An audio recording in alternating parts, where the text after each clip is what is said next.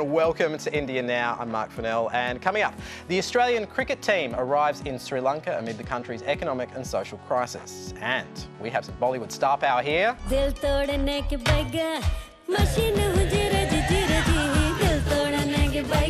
And straight from that silver screen to your screen is Pallavi Sharda. Of course, you were raised in Australia. You cracked the notoriously tricky Bollywood scene, and now you are acting and dancing all around the world. Welcome. Very fun life. Thank you so much, Marc, for having me. The pleasure is entirely mine. Alongside, we have Excellency Manpreet Vora, who began as High Commissioner to Australia right before the terrible second wave of COVID in India, which of course took so many lives and separated so many families. And I imagine for you, must have been an unusual time to arrive in Australia when the relationship was so complicated.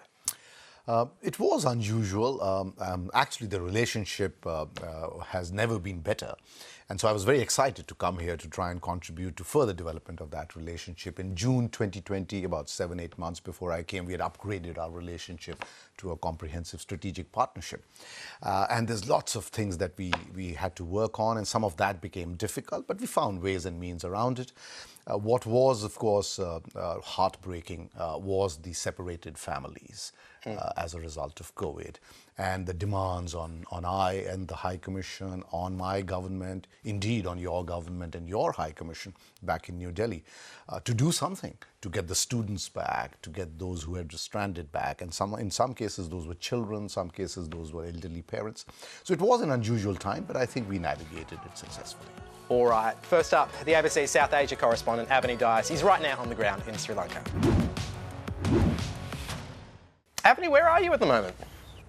Marc, I'm in the centre of Colombo, the CBD of Sri Lanka, and before the economic crisis that this country is going through, this was a bit of a hub for this city. There are luxury hotels, bars and cafes which people frequent. We're just near the ocean. But now, as you can see, Marc, it's turned into a tent city. Over the last couple of months, protesters have set up camp here, and they're protesting the basic services that they've lost over the last few months. People are really struggling here without power, food, medicine is running out. There's a lot of desperation, a lot of concern from Sri Lankans that I'm talking to, but a lot of resilience here from people who are protesting every single day.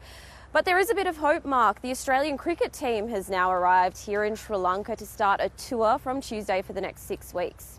How does that go down with the public? Because, I mean, presumably the Australian cricketers have petrol in their buses, right? Yeah, Marc, it's been a really interesting split. So on one hand, people are really concerned that the Australian team is using crucial resources. When I was coming in to Colombo last night, there are people who are staying overnight, sleeping in their cars just to fill up the next morning when the petrol stations open. There's so much desperation there. And then you contrast that with the Australian cricket team, which is going to be travelling around in vans across the country using that crucial petrol. They're also going to be using power to operate lights in the stadium. There was a push to make these matches during the day, but then other people are really hoping this brings a bit of attention to the situation in Sri Lanka, potentially encourage Australians to travel here, and also, of course, it's going to bring millions of dollars into the economy. The matches are also sold out, so there's a lot of keenness and hope from some Sri Lankans that this will be a bit of a reprieve, a bit of entertainment as well. It's worth pointing out that India has committed something in the vicinity of $2 billion to Sri Lanka. Out of curiosity, what do you hope to achieve with that money? What's the outcome you're looking for? Well, other than provide some relief to the Sri Lankans, we have no other motivation. Sri Lanka is a country with which we have historical fraternal links. It's a very, very close neighbor of ours. And whenever any crisis strikes any of our friends and neighbors, India has been for some time now amongst the first responders. It's quite natural for us to come to the aid of the Sri Lankan people in their hour of need, and that's what we are doing. It's probably worth also pointing out that right now India and China are in a tussle for sphere of influence right now. Is it a case that if India doesn't give that money, that China will step in and kind of fulfill that role? No, we are not doing this out of any other motivation. It is entirely what we think the Sri Lankans need, and whatever else might be happening in other parts of India or with our other neighbours has got nothing to do with our response to the Sri Lankan situation. I mean, Pallavi, you're a mad cricket fan. Yes. Sport and entertainment can play a role here, right? Can't it? Yeah, absolutely. I think when we talk about any cross-border relationship, soft power is of immense value. And, you know, I grew up in Australia watching Indian cricket. I ended up in India hosting the IPL. I met cricketers from all over the world, and that community really brings together people just on the ground for the viewers, for the players, and it creates a sense of camaraderie. So I think as much as we can utilise the arts, sport, and all of these cultural diplomacy angles, the better that it can be. Avani, this isn't the only crisis unfolding on India's borders at the moment, is it? Yeah, that's right, Mark. And just to pick up quickly on that point, you know, we have seen the IPL, the Indian Premier League, for example, Australian players raising money during the awful Delta wave in India. So there is hope that the Australian team can perhaps raise some money or attention on what's going on here. But as you say, there are border issues for India. You know, on one side, there's the India-Pakistan situation. On the India-China border, we see issues in Ladakh, skirmishes, which have happened over the last couple of years. But where I am in Sri Lanka, it's a crucial vantage point right in the centre of the Indian Ocean. And there's been a lot of struggles for this area. You know, we know that this country is struggling to pay back foreign debts, some of which are to China, which has had a big hold over this country. But then just over the ocean to the north, India is there, and now it is jumping in to help. And some analysts are saying, well, this could be a way for India to get more of a hold over Sri Lanka. And China has not been around to help Sri Lanka over the last couple of months. Some people have said here in Sri Lanka, why aren't they stepping in when they were years ago? So lots of interesting questions there about what's actually going to get this country out of this mess. But right now, they need a lot more money to actually bring back normal life here, Mark. Pallavi, I mean, it's important, I guess, to understand that as much as there are really complicated stories unfolding on the border of India and in the subcontinent more broadly, there's a lot of cultural connection in these places too. Like, there are families split over these lines as well, isn't there? Absolutely. I mean, I think India, as we know it today, is a product of, you know, the British leaving and drawing these lines. It's a nation state that's come about through nation state building in a post-colonial era. But in terms of the culture, it's completely. It's one people to a certain degree when you think of the religious aspect and the fact that Hinduism spreads beyond just India. And I think India largely hasn't had an expansionist policy from what I know. It's tried to maintain peace with its border countries. But I do think that, you know, what's unfortunate about the politics right now is that where there was cultural exchange before, that was really open and common and frequent, that's starting to reduce, particularly in the case of India and Pakistan. And we share so many cultural ties. There's music, there's dance, there are so many things that I grew up with that for me, it didn't matter whether it was coming from Pakistan or India. It was a part of my heritage and the shared heritage that a lot of us feel through that region. You were stationed in Pakistan, obviously, before you came out to Australia, and I'm interested to know whether that experience, that kind of shrinking of the dialogue, is something you witnessed. Well, when I was there was some time back, actually. I was there from 2007 to 2009. And that was actually, when I first got there, was a time when there was a lot happening or being attempted between India and Pakistan. We were talking normally. We had lots of subjects on which officials were meeting regularly. And things were actually moving forward. But then, while I was there, the awful incident of Mumbai, the terror attacks in Mumbai, 26th of November 2008, that happened. And of course, you know, that has really set back the relationship. We have still not seen the firm, decisive action by Pakistan against terrorist groups who operate out of Pakistan. And we decided some time back that you can't possibly have terrorists, state-sponsored in many cases, attacking us while we are talking peace with them. So we've stepped back from that, and we've told Pakistan that unless and until they create an environment which is free from terror and violence, a normal relationship will not be possible. So what does that leave then? If you've decided to take a step back, it stays in stalemate though. Is doing nothing really a reasonable response then? No, it's not that we are not doing nothing. We are awaiting action from the Pakistani side on what is a very legitimate demand, not just of India. It is also a demand required by international law and by principles of good neighborliness, which is that you do not nurture and support and finance and provide succor to terrorist groups launched against a neighboring country. So we are waiting action from them. Avani. Well, it's really interesting what the High Commissioner just mentioned there, because bringing it back to the cricket situation, I was in Pakistan a few months ago covering Australia's tour there, and that was a historic moment because it was the first time in 24 years that an international cricket team, or the Australian team, but certainly international teams have stopped going there in a long time because of terror concerns. And there were calls there from Pakistanis, from cricketers, for the Indian team to go there to actually show that there is some unity possible here. Now, as you've just heard from the panellists, this is such a long-standing issue. It's deep-seated. It is getting worse, according to many analysts as well. But there is hope from people on the ground that things could come together through these things like sport and culture and so on. So there is still hope from people split across the border, families there who haven't seen each other in so long, that things could heal as years go on. I hope you're right, Avani. Thank you so much. Thanks, Marc. Avani Dias is the ABC's South Asia correspondent. Now, the pressures facing India aren't only coming from the outside. Of course, the pandemic is still impacting economic growth. There's also been religious tensions across the country, often resulting in violence. And those tensions can travel. Just last week, BJP politician Tejasvi Surya was in Australia to attend a range of events, but his presence has angered some organisations that called for his events to be boycotted or even cancelled. Why? Well, among other things, he's been known to use inflammatory language around Islam, and he's also suggested that the Hindu community must vote for parties that exclusively protect Hindus. And you can see why that would provoke some kind of reaction. Pallavi, do you see divisions in the diaspora? Look, I think considering the fact that India itself is not a monolith, it's natural that its diaspora wouldn't be either. And I think conversations that occur in India are naturally going to travel outside of India when you have so many people from different backgrounds living abroad. You know, and I do see the point sometimes of people with minority consciousness that might have grown up in Australia that are very hesitant towards siding with the hegemony of India as it stands today, which is, I guess, in some sense, the Hindu order.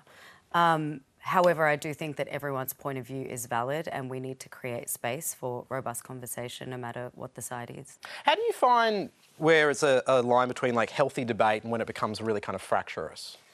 Well, I mean, unfortunately, India does have a history of those fractious kind of communal tensions. In fact, constitutionally, I believe, and correct me if I'm wrong, sir, I believe that the tenet of free speech in India is very much enshrined in the Constitution. However, the only caveat to that is that if it affects public order, then that can be potentially curbed somewhat.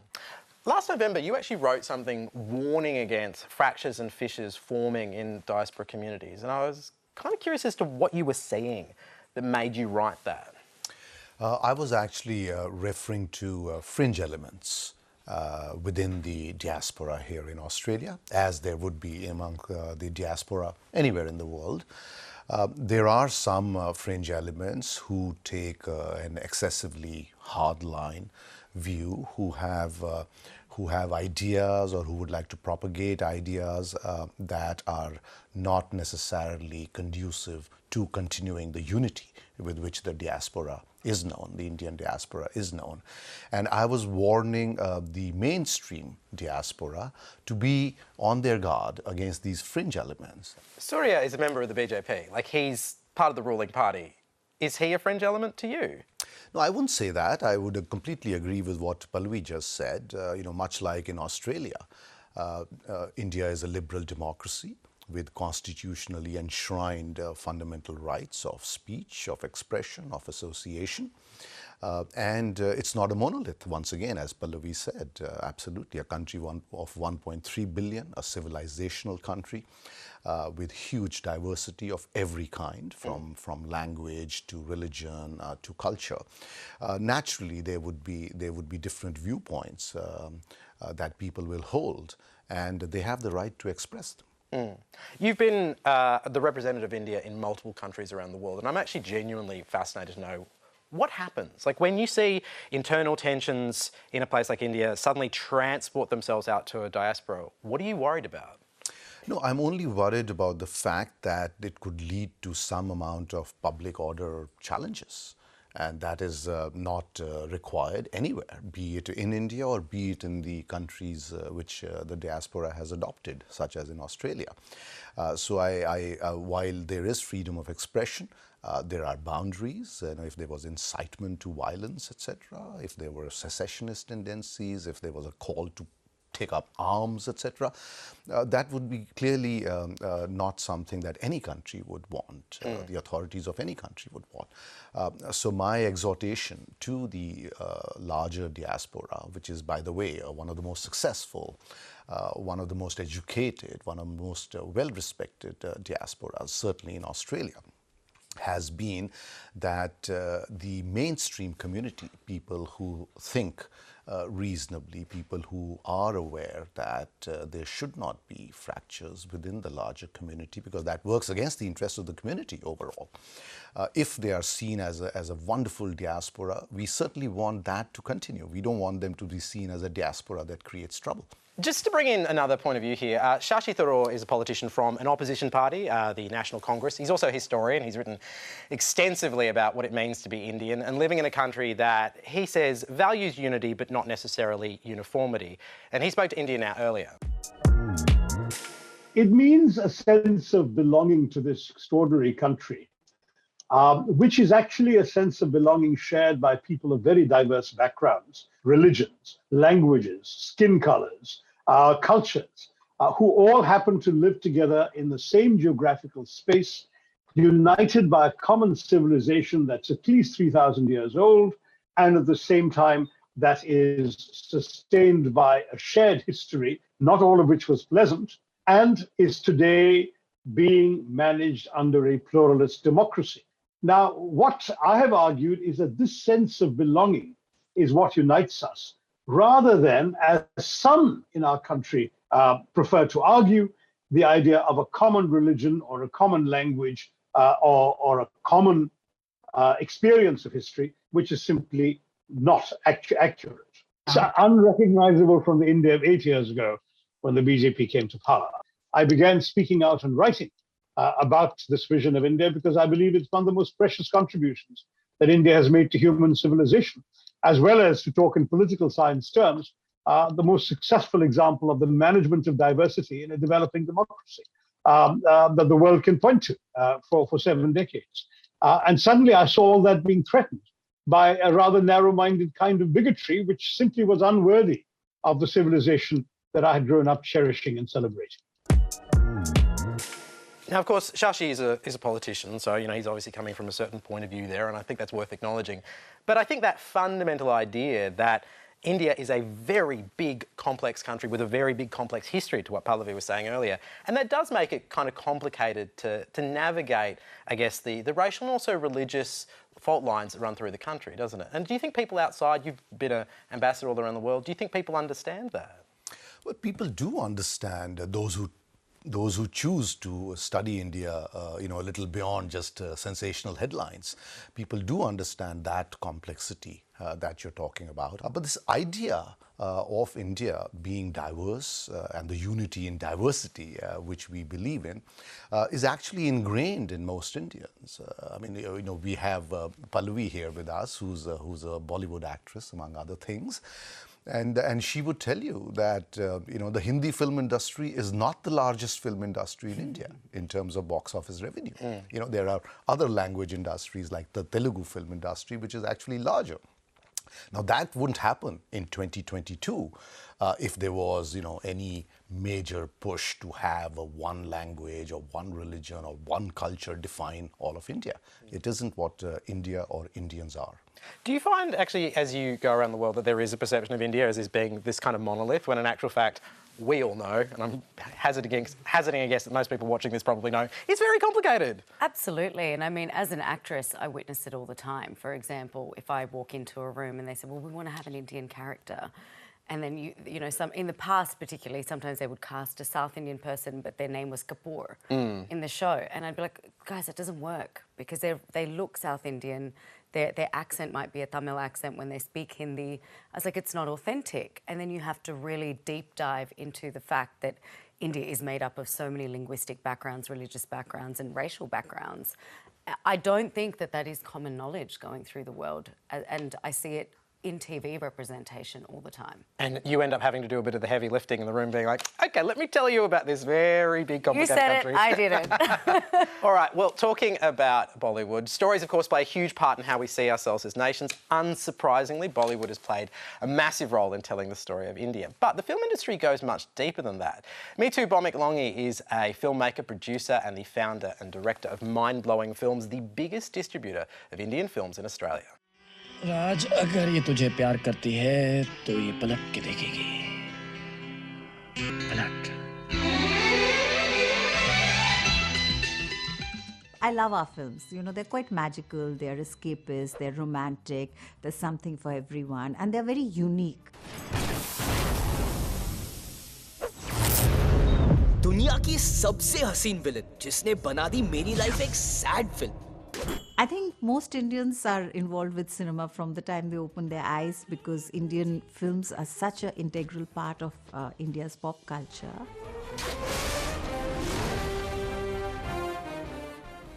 Logic is something that is not very highly regarded or considered. But having said that, you just can't stereotype or typecast because there's everything that you can think of. I can see dead people.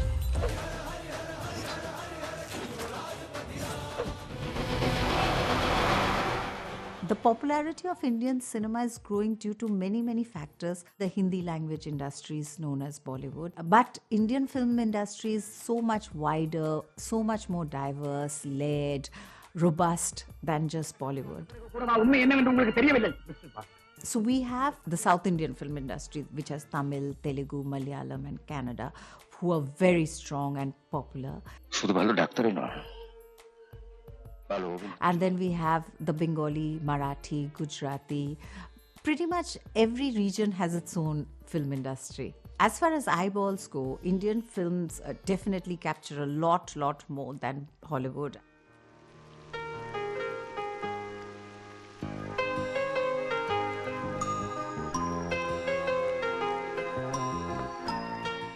I think it already is mainstream. So just by the sheer number, you can imagine the kind of force and the influence and the reach that our films have. We're growing the market, and I think that people now realize that it's not just about song and dance or romance, but there's a whole genre of movies which is competing with world cinema. In Middle East and especially in Dubai, for example, Shah Rukh Khan, he's like God. You know, they have buildings named after him and it's just incredible. We release anything between 250 to 300 Indian films a year in Australia. We just had a film that took 3.6 million at the Australian box office. Our films are regularly in the top 10 every week. They are being embraced and watched by not just the Indian diaspora, but also a lot of film lovers who are not from India. And I think the best thing about our cinema is that we don't make films to tick boxes. You know, we make films because we want to tell those stories and we want to entertain. I really feel that it just will keep getting bigger and bigger. Pallavi, what is it that people get wrong about the Indian film industry? You've been there, you've worked there, you've seen it from the inside out. What is it that people get wrong?